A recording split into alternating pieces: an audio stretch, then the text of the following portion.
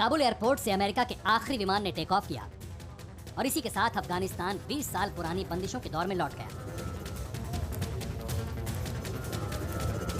31 अगस्त 2021 वो दिन है जब अफगानिस्तान की तकदीर ने रिवर्स गियर लगाया और जिंदगी 2 दशक पीछे पहुंच गई।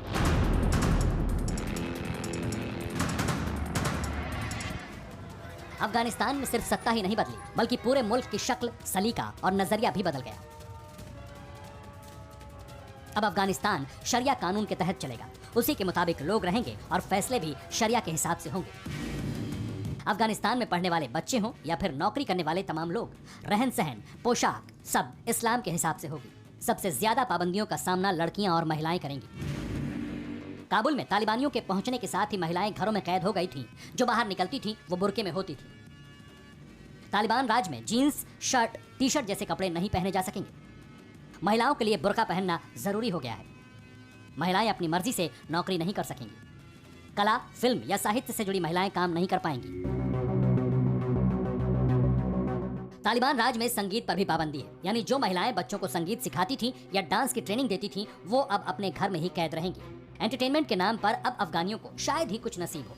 रेडियो टीवी तो चलेंगे लेकिन उसका कंटेंट वही होगा जिसकी इजाजत इस्लामिक कानून देता है। खास बात यह भी है कि अमेरिका के जाने के साथ ही अब अफगानियों के लिए दूसरे देश में जाना भी बहुत मुश्किल हो गया है। काबुल एयरपोर्ट फिलहाल बंद है। एयर ट्रैफिक कंट्रोल के नाम पर यहाँ कुछ भी नहीं बचा। तालिबान पहले ही कह चुका है कि अफगानियों को देश से बाहर नहीं जाने दिया जाएगा। अफगानिस्तान में को एजुकेशन अब पूरी तरह से बंद हो गई है। पुरुष टीचर अब लड़कियों को नहीं पढ़ा पाएंगे। यूनिवर्सिटी में लड़कियों को पढ़ने की इजाजत होगी। महिलाएं प्रोफेशनल कोर्स शायद ही कर सके। तालिबान महिलाओं को लेकर तरह तरह की बातें कह चुका है, लेकिन असलियत में क्या होने वाला है ये कोई नहीं जानता। तालिबान में अब आगे क्या होगा इसकी खबरें भी शायद ही दुनिया को मिल सकें। तालिबान के डर से लोग सोशल मीडिया पर वीडियो या जानकारी अपलोड करने में डरेंगे और मीडिया कवरेज पर तालिबान का कड़ा पहरा होगा। अब अफगानिस्तान में पत्रकारिता करने वाला हर पत्रकार खतरे में होगा। तालिबान पहले ही कह चुका है कि पत्रकारों को उनके शरिया कानून और इस्लामिक मान्यताओं का सम्मान करना होगा। अफगानिस्तान पर राज करने का ख्वाब तालिबान ने पूरा कर लिया है, लेकिन देश चलेगा कैसे ये बड़ा सवाल है। तालिबान के नेता सूखे से कैसे निपटेंगे, भुखमरी और कुपोषण से कैसे लड़ेंगे, संयुक्त राष्ट्र की एजेंसियों से कैसे कोऑर्डिनेट करेंगे, ये भी सवाल है। तालिबान राज में अफगानिस्तान पर अनिश्चितताओं के बादल घिर गए। अमेरिका और अंतर्राष्ट्रीय मुद्रा कोष से फंड भी नहीं मिल सकेगा। देश कैसे चलेगा ये सोचकर अफगानिस्तान के लोग परेशान हैं। तालिबानियों को अहम पद दिए जा रहे हैं। पुलिस और सेना के जवान बेरोजगार हो चुके हैं। महिलाओं का बिजनेस बंद हो गया है। विदेशी मुद्रा भंडार खाली है। ऐसे में अफगानिस्तान के लोग महंगाई का सामना कैसे करेंगे, वो भी बेरोजगार होकर। छोटी छोटी गलतियों पर अब कठोर सजा मिलेगी।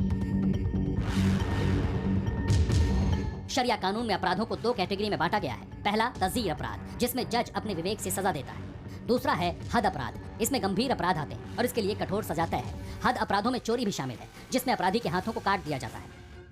तालिबान शासन में अफगानिस्तान में अल्पसंख्यकों पर जुल्म बढ़ जाएगा। अल्पसंख्यकों पर तालिबान इस्लाम अपनाने का दबाव भी बना सकता है। अब सभी को दाढ़ी रखनी होगी, 5 वक्त की नमाज जरूरी होगी। ऐसा ना करने पर तालिबान शरिया के मुताबिक सजा देगा। सबसे बुरा वक्त उन लोगों के लिए है जिन्होंने 2 दशक में अमेरिका के लिए काम किया है। तालिबान भले ही इस बार खुद को आधुनिक दिखाने की